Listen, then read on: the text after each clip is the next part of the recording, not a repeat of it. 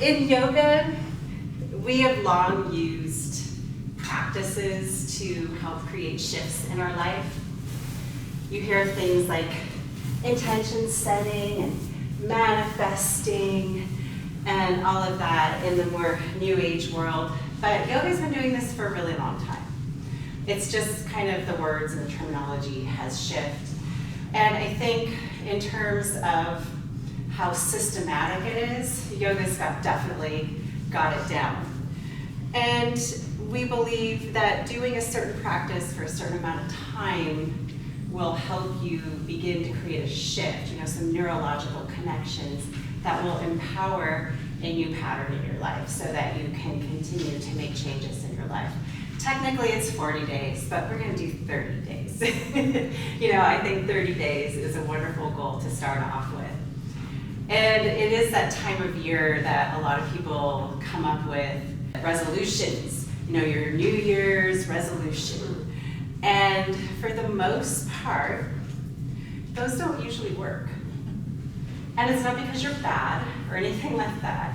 There's a reason why they don't work. So what I wanted to include today in our gathering was the practice of setting intentions with another practice called Yoga Nidra.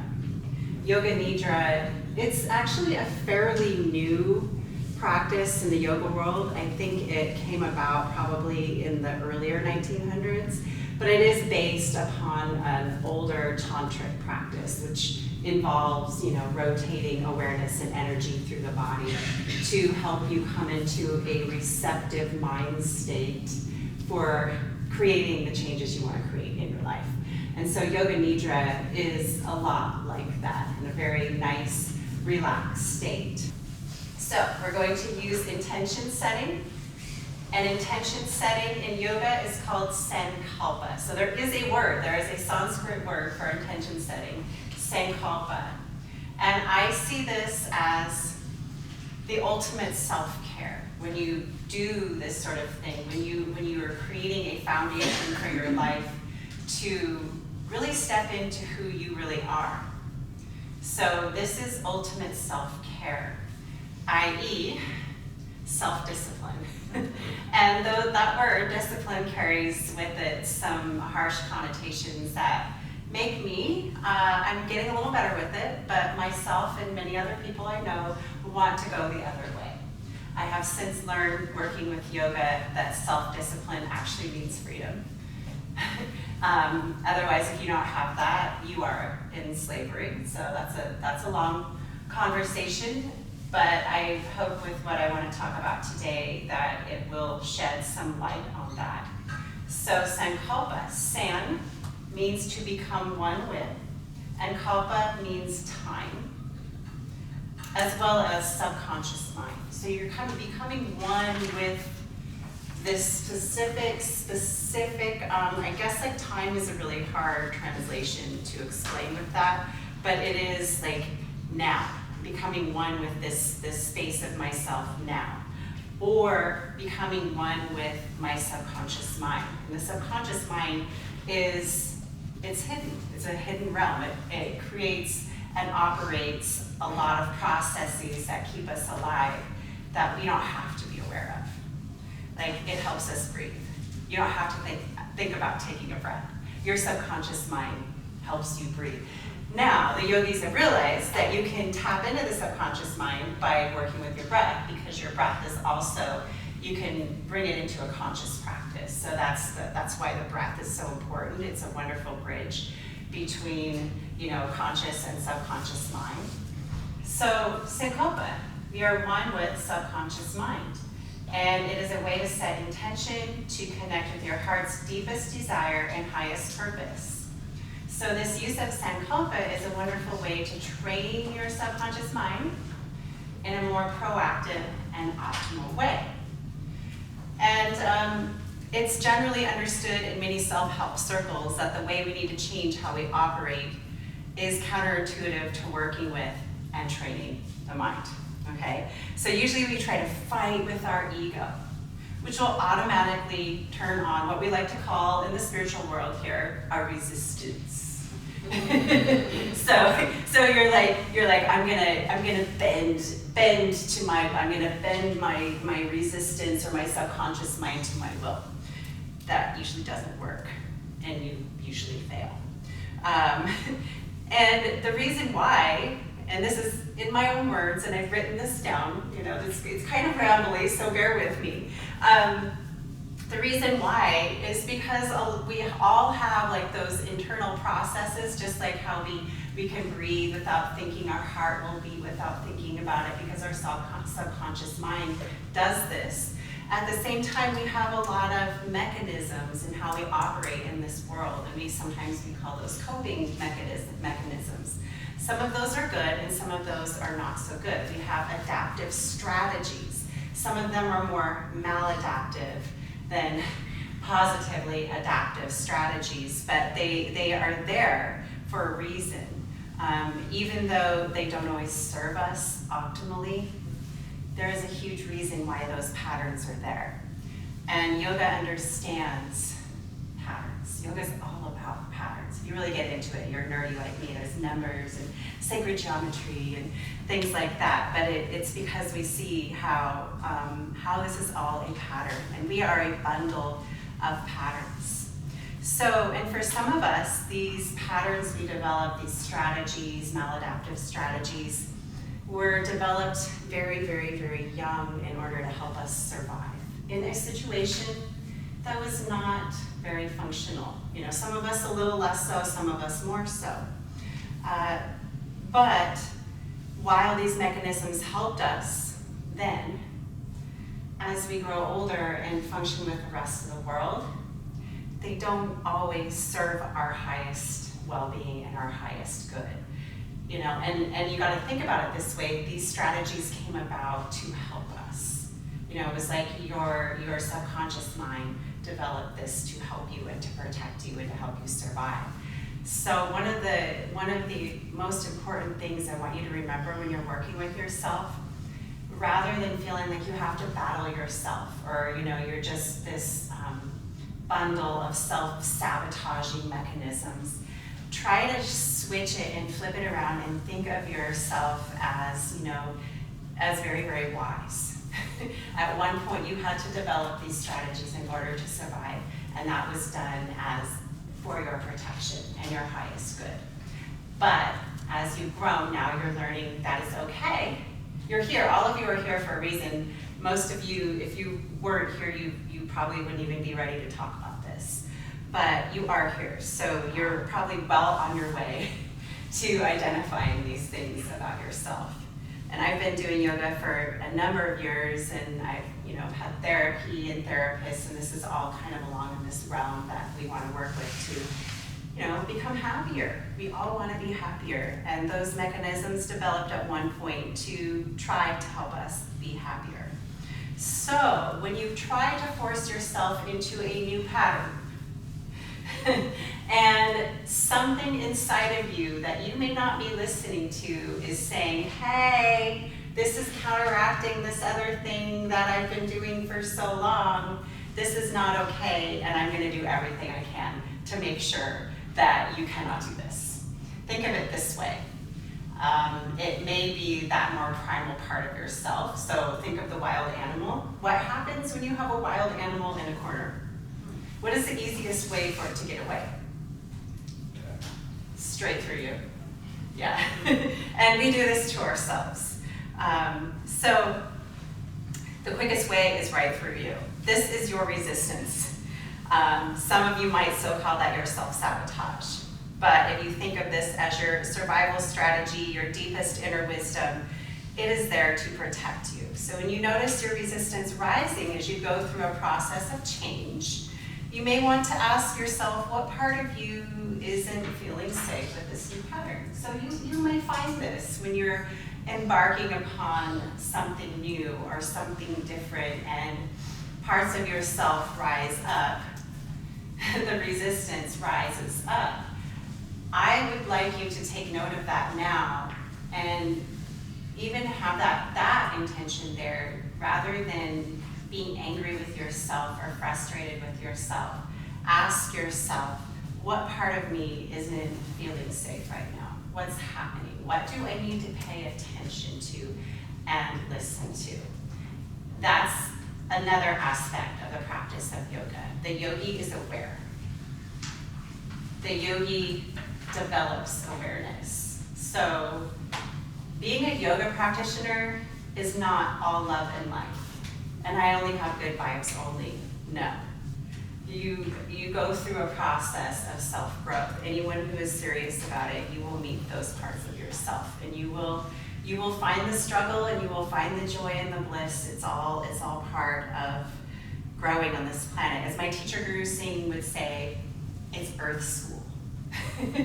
So we're here on Earth School, and this is an intentional way to start to work with ourselves. So ultimately, we want to think of creating new patterns as self-care. Think about it. Wow, okay, I'm creating this new pattern as self-care. But because of the way our mind works, our ideas about self-care may not always support our highest purpose. So the self-care stuff gets put on our to-do list. And again, this doesn't always work. Why? Because we must internalize why, like capital letters, why we are putting ourselves through the temporary discomfort of changing our patterns, as well as sticking to a new pattern. So why internally? You've got to figure out how to work with your subconscious mind and get it on board. Why you're doing this thing, because it would be so much easier to stay in bed or look at social media and go, that's self-care too. So there has to be a why. You want to be able to work with yourself on this, whatever that is for you. So this goes beyond willpower. This is where you start to tap into that self-discipline. You've got to get all those parts of yourself on board and working with you in order to start to make that shift and that change, because you don't want to feel like you have to battle yourself in this. And those of you who know me, I often talk about that inner resistance, at least on my end, as the 2-year-old, the inner 2-year-old.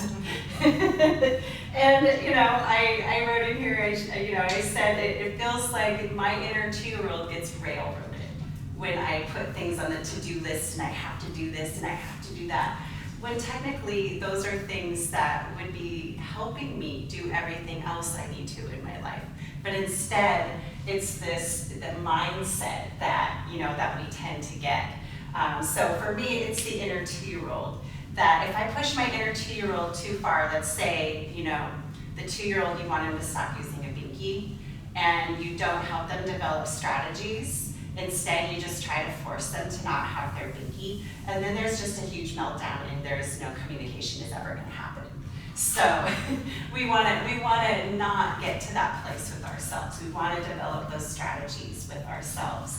And this has happened to us as children, or we've done things like this to ourselves. We've forced ourselves to do things. In my experience, we may have shifted that one pattern that we didn't like into something else that wasn't so good either. So this is the ultimate in self-care, when we want to get all parts of ourselves on board in order to create a shift that feels like, yes, I want to do this.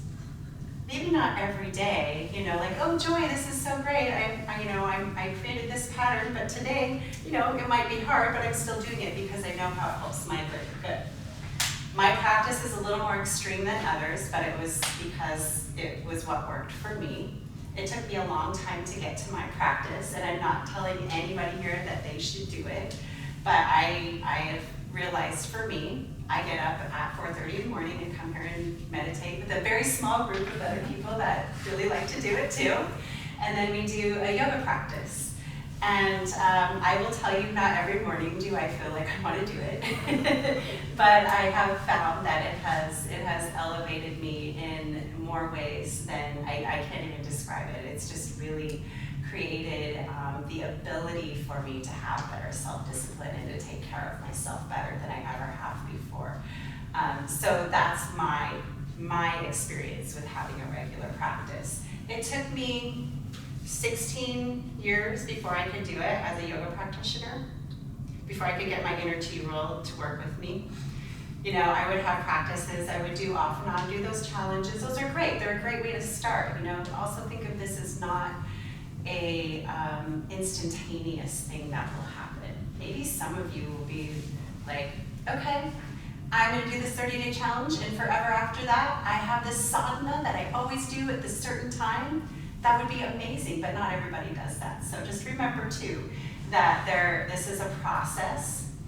Being willing to work with and trust your own inner self and forgive yourself too, and have patience and love for yourself.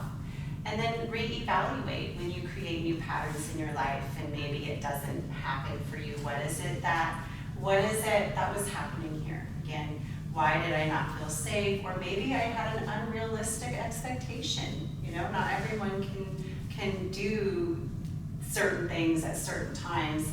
Or maybe you needed a shorter practice, whatever that was for you.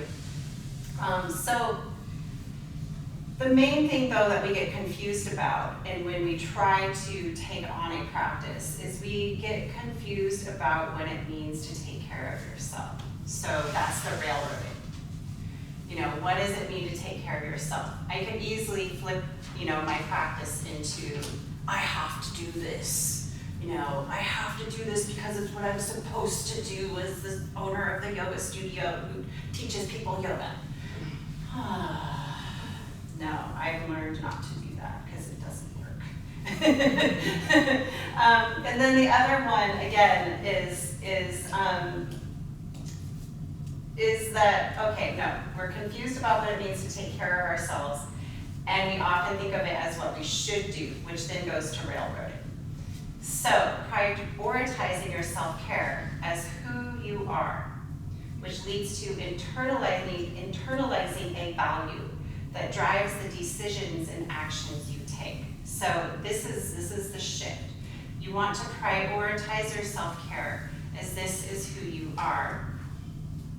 It's not a to-do list, which then allows you or leads you to internalizing that value, which then drives the rest of your decisions and actions in your life, okay? So when you think of self-care, what did you usually think of when you would do self-care? Eating better. Yeah. Does anybody else have like any? I've had self-care for me, which was like, it might have felt like self-care in the moment. But it was self-soothing, you know. I'm gonna go look at social media for 2 hours. Some people would say that at least to help me calm down in some ways if I was having a hard time. But, you know, what are some other things that you guys have done for self-care? There's a big difference between self-care and self-work. Yeah. And I used to think of them as one up until recently reading an article about that. So I think that we should be clear about that, especially as Americans trying to push ourselves to do way too much. Yeah, for sure. And just your views on what those goals are and what they mean to you. But then you've got to think about like, why? What are the means to the self-care? What is your purpose for having the self-care? Why don't you think about that for a second? Like, what is your inner purpose for doing self-care? For doing something that's going to help you hopefully be happier in your life. And the self-care that you do, the things that you do for your self-care. What is your goal for that? I have something to say. Something that helps me with my self-care and self-growth is to ask myself if it helps contribute to the quality of my life.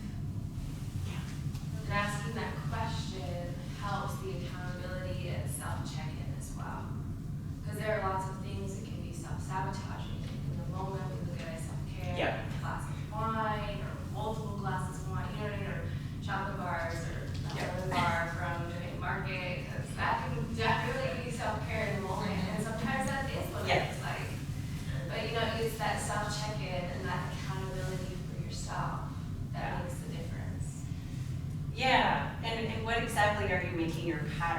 because if you have a chocolate bar or a piece of chocolate once a week, or infrequently, and you do it when you know it's going to be really wonderful for you, or you have that glass of wine, but are you doing it every single day?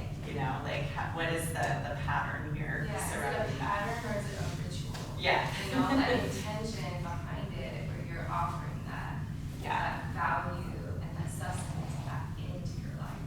And so intention, that's why in these types of practices, why we want to create intentions. So you could ask yourself, is what I'm doing serving my intentions?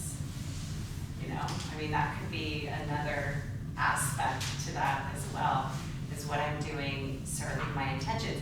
Is this self-care serving my intentions? And sometimes you might say, nope, but I'm gonna do it anyway. And then later on you just forgive yourself. But that's all the process of working with yourself. And I posted this quote the other day, and Rochelle commented on it. True self-care is making the choice to build a life you don't need to regularly escape from. Maybe it was a different one. It was part of the quote, yeah. But that was the part I kept. True self-care is making the choice to build a life you don't need to regularly escape from. Oh, okay. That was pretty big for me. But, we can keep going deeper with this. Let's just look at the physical body and why in yoga, one of the earlier steps in a yoga practice involves the physical body. It's called asana. So there are, in the classical 8-limb system of yoga, the first 2 steps are observances towards others and observances towards yourself. So it's a behavior code. It's kind of like the 10 Commandments. And then the third one is asana. Asana is physical posture. So when we do classes here, most all of our classes are asana or hatha yoga. It's referred to as hatha yoga, the balance of the sun and the moon. And hatha yoga or asana is wonderful because it helps to cleanse your body. It helps to make you feel better in your body.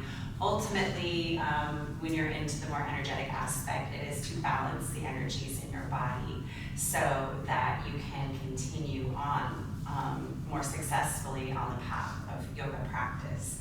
So asana, that's what we do a lot of here. People in this country, myself included, I've just said, this Western world, we need more asana. We really do. We need to move more. We need to connect to our bodies. We're so often disconnected from the physical. So coming in and breathing in our bodies and moving and sweating. We like to sweat here. It's so wonderful to make that connection.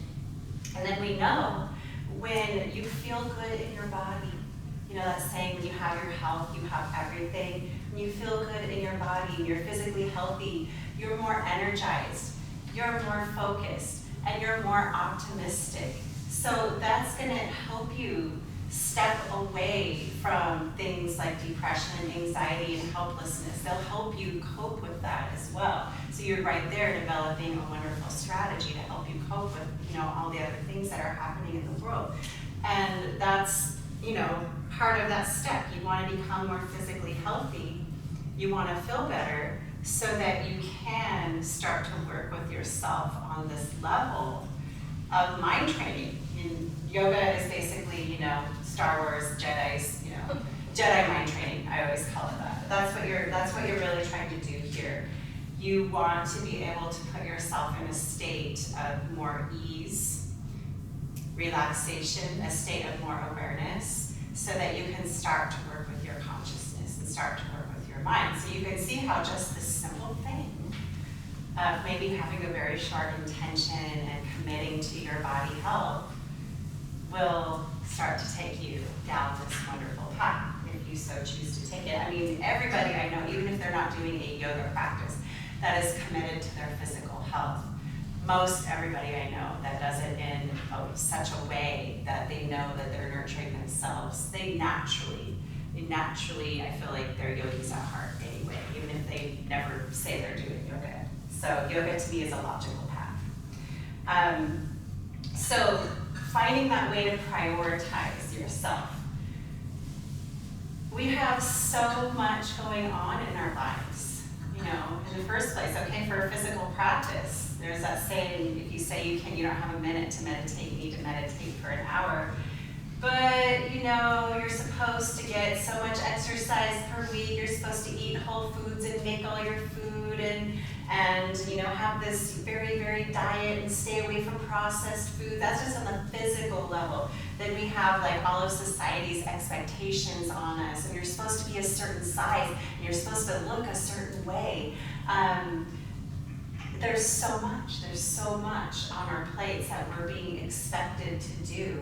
So my encouragement for you, and could be one of your intentions or part of like your intention will help you do this, is to simplify. I think 2022 is about simplification.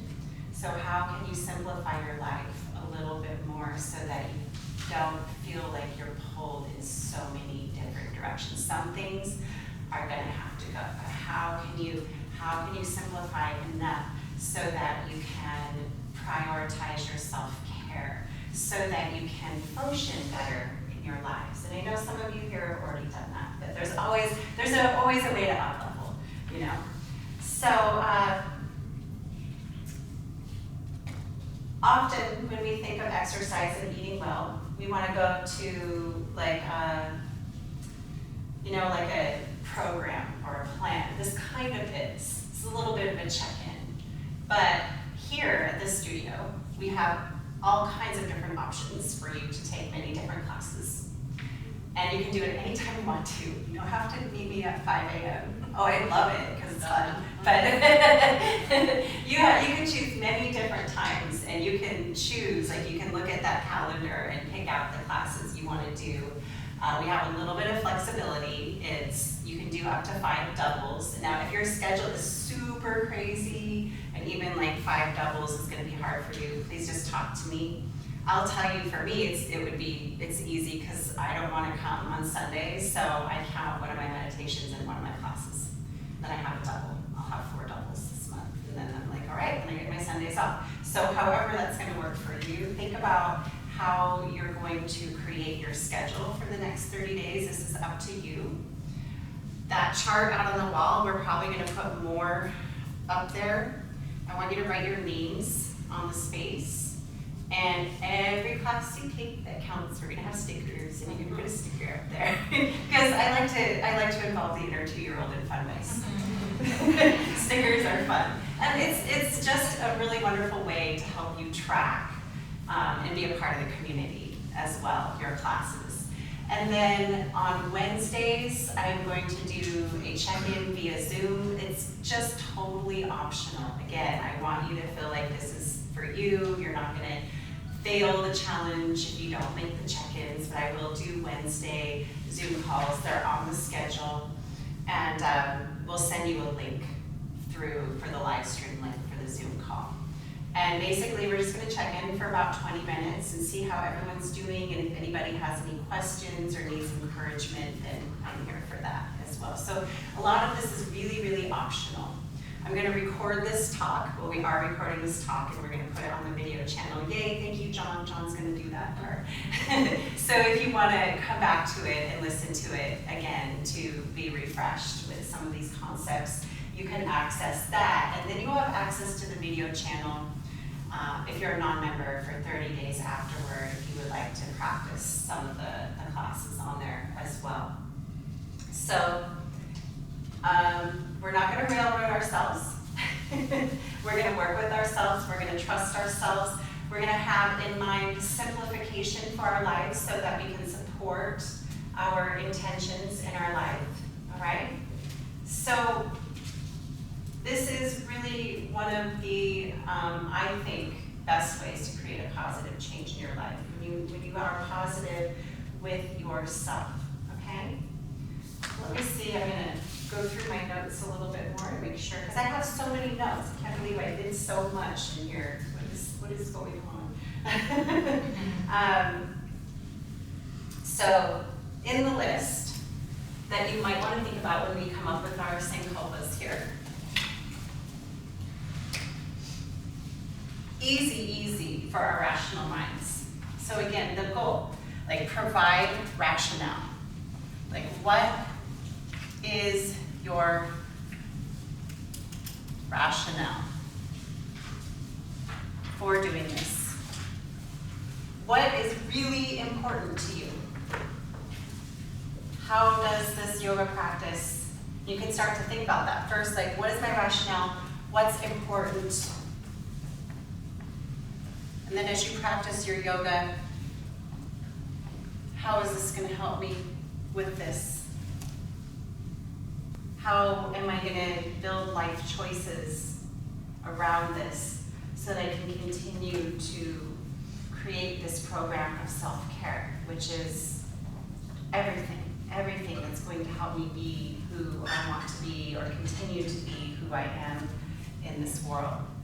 So that's the crux of this. How am I going to do this? What is my rationale? How is this important so that I can continue to do this? And then consider the changes. So consider the changes that you might need to make in order to have this self-care in your life. And I want you to just think small, like small. For the next 30 days, I'm gonna do my best to have a regular yoga practice. That's not telling your inner 2-year-old forever. We're gonna do 26 and 2 every single day. Some of you might really like that. But I know a lot of you, I know that practice in and of itself is like resistance. Okay, I'm gonna do it, but I have resistance, So what are some changes that I might need to make this possible?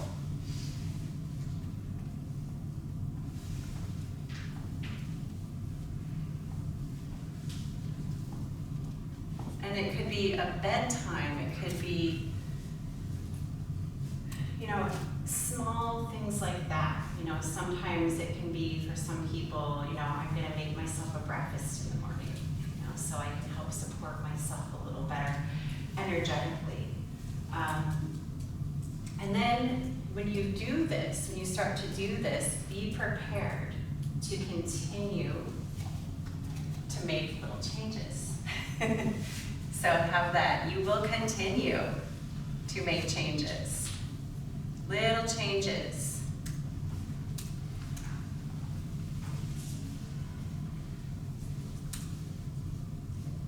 Okay. This teaches you, this right here, the big word here is prioritizing. This teaches you how to prioritize. And you've probably heard this before. When you create a life system, what is non-negotiable? What have you prioritized in your life? So what do I need to change to make sure that I can prioritize this for the next 30 days? All right? And then acknowledge your conflict. I talked about this already, but gotta say it. How do you spell it?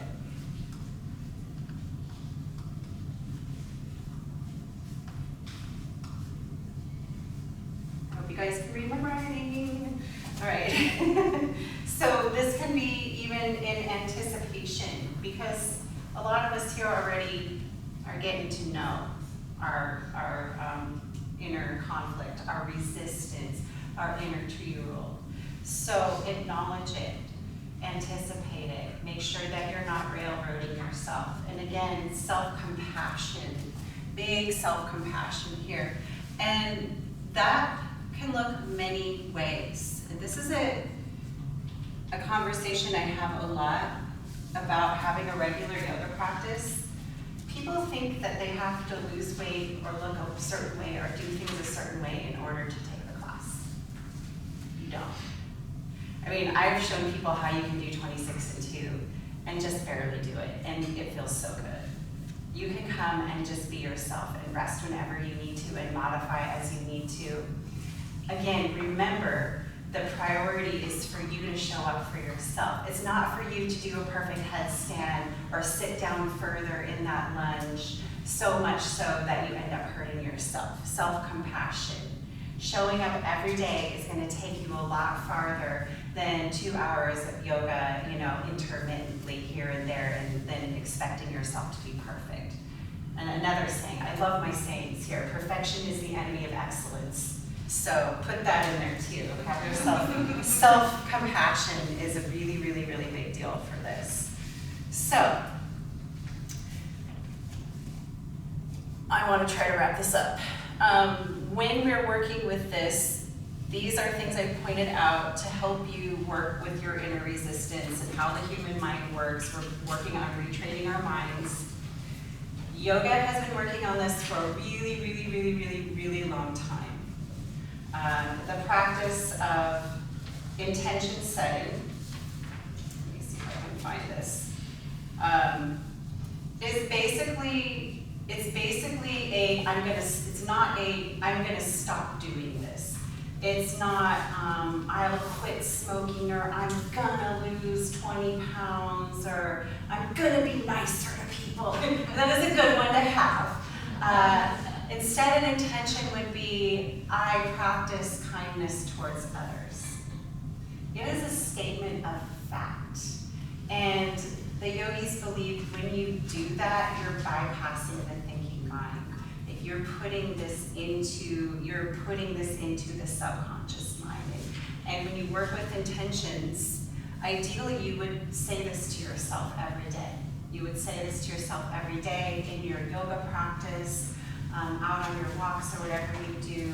You have intentions that you align with. Even if you have that thinking mind says, well, I'm not really there yet, just stick with it. And what happens is then you start to prioritize. That's the belief. If you really stick with intention setting, you start to prioritize.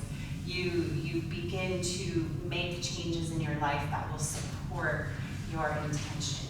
One of my intentions for years was I am ease, because my life was not easeful. And my life is still quite busy, but it is so much more easeful than it was when I first set that intention like 12, 13 years ago. So much more. And it was a why. Why was this important? It was my rationale that I used all the time. How is this going to help me have a more easeful life? And it became a lot of what I was doing helped me with that. It didn't happen overnight. It certainly did not. But that was one of my intentions. If it comes to you wanting to eat better, please don't say, I'm going to lose all this weight. And I've been guilty of saying things like that too, but it's not helpful. Instead, I nourish my body. If you're thinking about food, I always nourish my body and give it exactly what it needs. That's a very common positive intention that you can work with. One of the most beautiful ones, though, is I love my body. When you love your body, are you going to do things that are bad for it? Such a good intention. I love my body. I'm grateful for my body. Also gratitude. Anything that you can bring in with gratitude that will help you see what your intentions are is so potent. And anybody who studied the Yoga Sutras, there's a lot of advice there on having gratitude. Gratitude practice will help support your intentions greatly. I'd just like to have you take a few minutes to think about and journal and do a little free-form writing about what's important to you. Even when you're talking about any changes you might need to make or any internal conflicts, that might help you come up with an intention. And then remember, intentions are always positive. It is a statement of fact rather than, I'm going to stop doing this thing, or I'm going to be. It is a statement of who you really are, because you want to believe this, and you're going to believe this. This is my truth. This is, in Kundalini Yoga, we say Satnam, I am truth. When you incorporate your truth with your intentions, you make it true. It does sound a little bit magic giving, but as someone who has been doing this for many years, and I see the truth of it myself, I feel like I can honestly share with you my experience. All right, so take a few minutes, do some free form writing, and let's do a Yoga Nidra. This might help. Think of a sankalpa or your intention as a simplification of what your heart truly wants. Add that in. What do I truly want in my life? What is this? What is important? What really speaks to my heart? Because you want to have that heart connection as well. Major simplification of what your heart truly wants. See if you can bring it down to at least a sentence, maybe a couple of words, or maybe even just one word.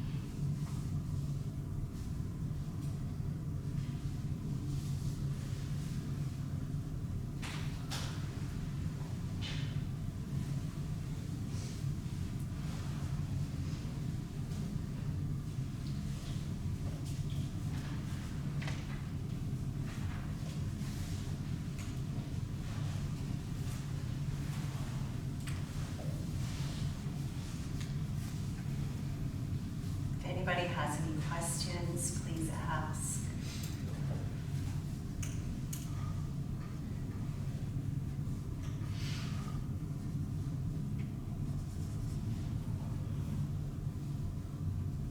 And also, don't put pressure on yourself because you are totally free to change your sankalpa if you want to. You come up with one tonight and we use it in our Yoga Nidra. Maybe you're inspired to shift it and change it. So there are no have-tos or shoulds here.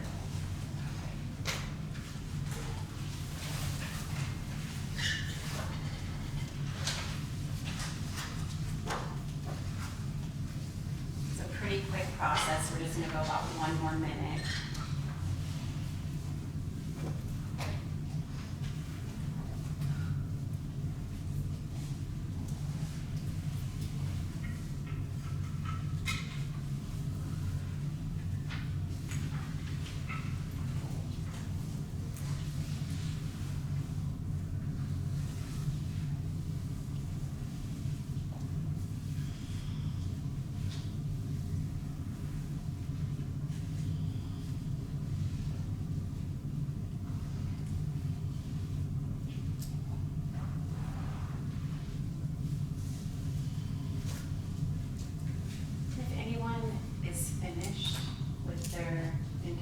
Setting or they have a pretty good idea of what they want to use in this practice, feel free to lay down.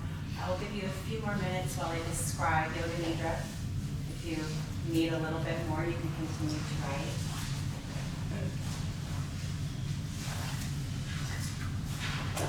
So even though we know the power of intention setting and repeating it, we still know how powerful the subconscious mind is, especially if we have resistance. And Yoga Nidra is basically a deep guided relaxation using your sankalpa. So the science of Yoga Nidra is based on the receptivity of your consciousness. When you are in a relaxed state, so Yoga Nidra is this practice where it's believed you're kind of between sleep and you're not fully awake, but you're not fully asleep. You're in a state of deep relaxation. When you are in a state of deep relaxation, your brain waves slow down and you are much more receptive to hearing something new. You're not in fight or flight. When you're in fight or flight, only a few things get through that.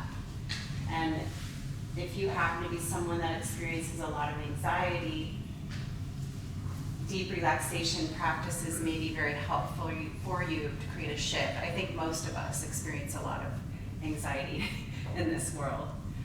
So, Yoga Nidra is a practice that works with sankalpa, where we put ourselves in a state of deep relaxation so that we may be more receptive to our sankalpas, so that we can plant those seeds deeper into our subconscious.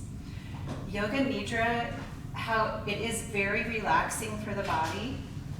It uses specific processes such as bouncing around in different places in your body to keep your awareness even. And then we also use a lot of symbolism, which some of them are archetypal images that are supposed to bring out thoughts from the subconscious. You may be feeling very relaxed, but you also may be experiencing like a dump of thoughts. Don't worry, it's normal, it's common. Stay relaxed, relax your body. Allow that dump of thoughts to come. Think of it this way. Think of it as a cleansing, for your subconscious, for your mind. We need to do things to cleanse our body like asana, practices like Yoga Nidra, meditation, cleanse the subconscious. And then once you start to feel, if you have any cleansing action, so to speak, happening, you might feel your energy move. You may not, you may or you may not. You're not bringing in anything else from anywhere else. This is inside of you. So again, just continue to stay relaxed and follow my voice as I lead you through this meditation.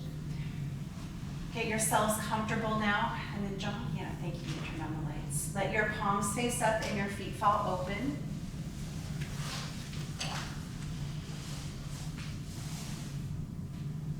Let's get ready for the practice of Yoga Nidra. Lying down. Make any little adjustments you need to make here so that you will be totally comfortable. The traditional practice is that you should not move. I think if you got some sort of itch and you gotta move, then just move and get comfortable again. So think of the main practice, the main importance of Yoga Nidra is the act of hearing and the act of feeling. These are really, truly the only important parts of this practice. Try to keep yourself from any physical discomfort, and again, adjust as needed. Hearing and feeling. In Yoga Nidra, you function on the level of awareness, plus the level of listening. In dreams, you have no control. In Yoga Nidra, you are the creator of the dream.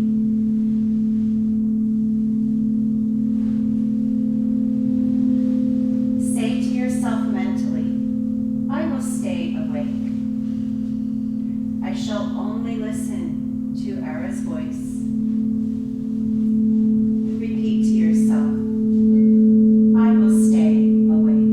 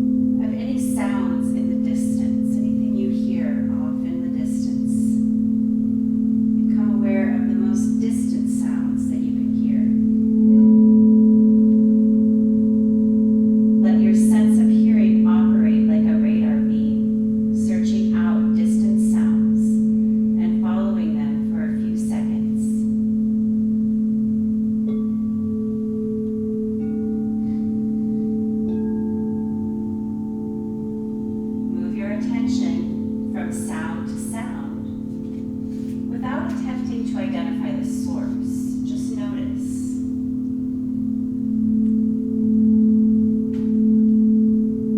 Then gradually bring your attention to closer sounds, to sounds maybe right outside this building, and then sounds inside this building. You can hear the fans maybe. Now develop your awareness of this room. Without opening your eyes, visualize the four walls, the ceiling, the floor, your body lying on the floor. See your body in your mind lying on the floor. Become aware of the existence of your physical body lying on the floor. Total awareness of your body lying in perfect stillness. Your body is lying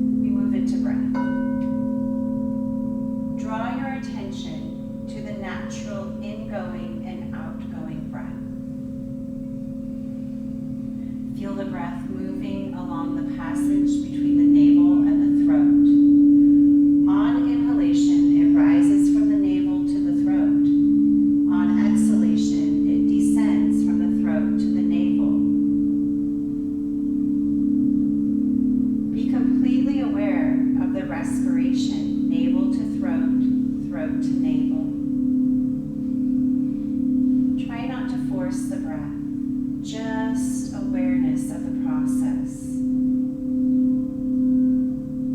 And you're going to maintain your awareness while at the same time you will start counting your breaths backwards as follows.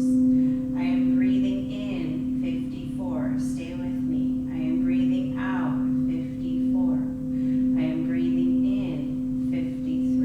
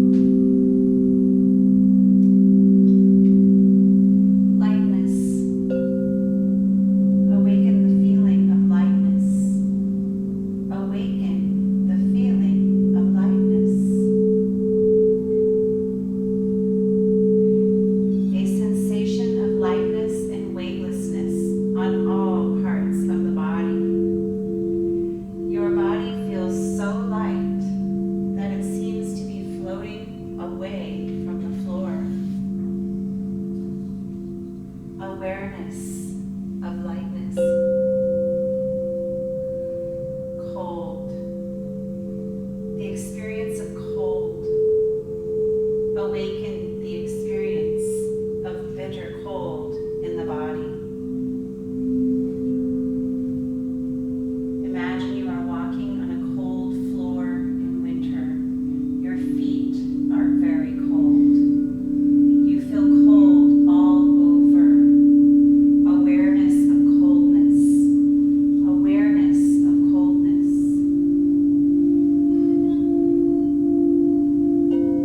Heat. Awaken the sensation of heat. Awaken the experience of heat. The whole body is hot. The whole body is hot. You feel hot all over.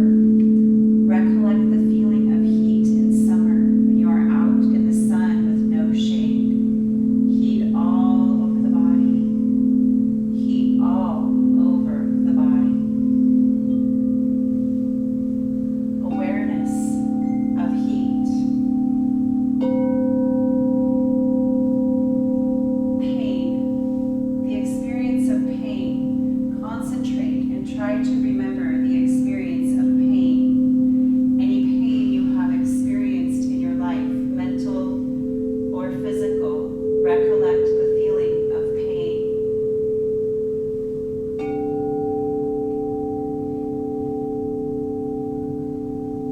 Pleasure.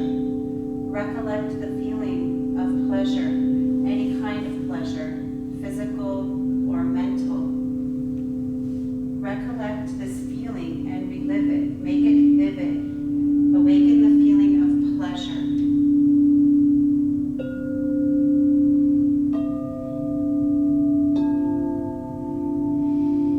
Check that you are awake. Notice if you might be drowsy or sleepy. Make sure that you are awake. Say to yourself, I am awake. Going inward, pratyahara. Withdraw your mind and concentrate on the space in front of your closed eyes. The space we call Chidakasha.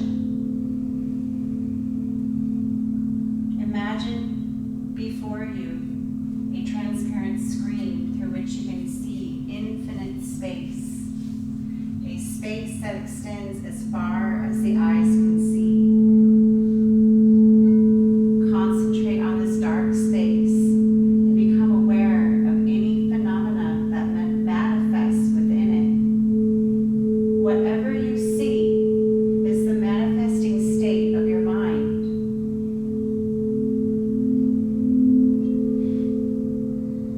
Continue your awareness of this space. Try to stay uninvolved. Practice detached awareness, watching.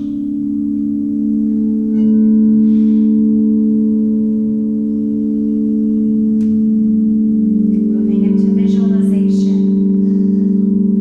Imagine yourself in a park in the early morning.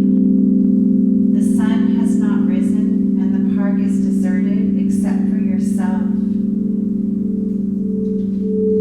It is a beautiful park, calm and peaceful. Walk across the springy grass. Listen to the birds whistle and call as they welcome in the new day. There are gardens of flowers, roses, yellow, pink, red, purple. Smell their fragrance and see the early morning dewdrops on their petals.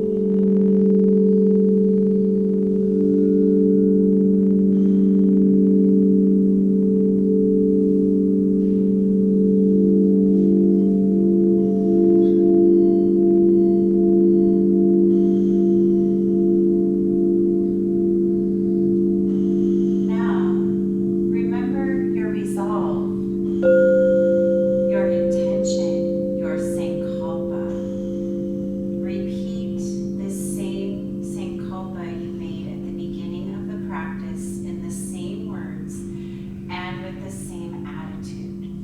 Repeat your sankalpa now 3 times clearly to yourself with feeling and emphasis.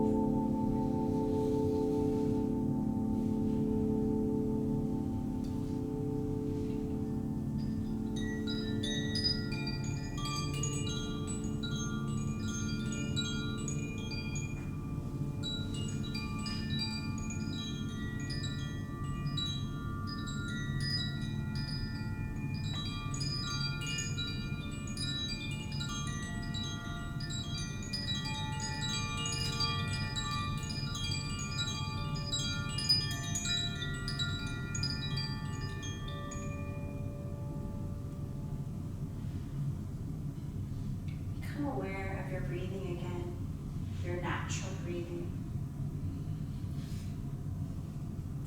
Awareness of breath and relaxation. Coming back into the body, your awareness of the physical body. Become aware of your arms and legs and your body lying stretched out on the floor. Become aware of the meeting points in between your body and the floor. And then moving outward again, developing awareness of the room, walls, ceiling, noises in the room and noises outside. Take your mind out. Become external. And as you just lie quietly for a few more moments, keeping your eyes closed, when you are ready, start to move your body. Begin stretching yourself as you are ready in any way that feels comfortable. Take your time. Do not hurry.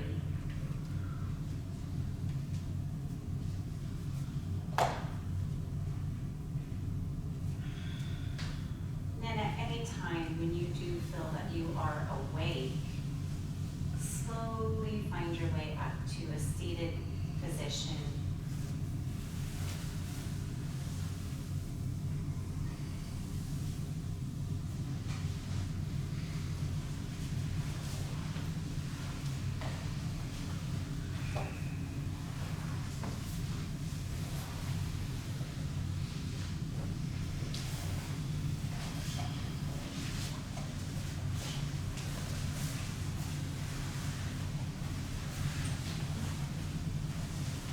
May this practice serve you as a powerful tool in truly connecting to yourself and working with yourself to create the change that you know that you want, that will benefit you. Working in harmony with yourself and others is the key. The practice of Yoga Nidra is now complete. Thank you, Satnam. And again, we'll put this on video, and I don't know how the sound will be, but we'll see. You will have that information, and we'll do the check-ins on Wednesdays. Please sign your names, print your names on the charts, and we'll get some stickers, and let's have fun the next 30 days. I'm super excited for everyone.